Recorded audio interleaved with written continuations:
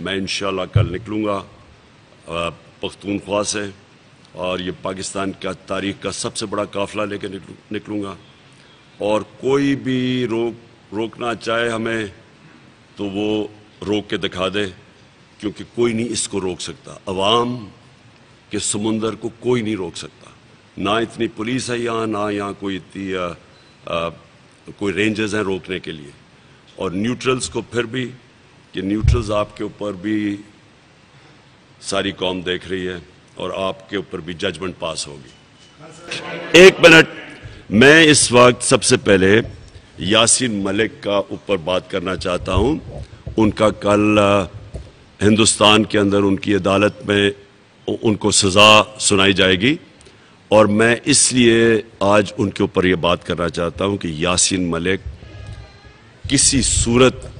ان کو دہشت گرد نہیں کہا جا سکتا، کیونکہ وہ ان کی بڑی لمبی سٹرگل ہے کشمیر اپنی آزادی کی، کشمیر کی آزادی کی سٹرگل۔ میں بڑی سخت مذمت کرتا ہوں ہندوستان حکومت کی۔ ان کے اندر کوئی اخلاقی جواز نہیں ہے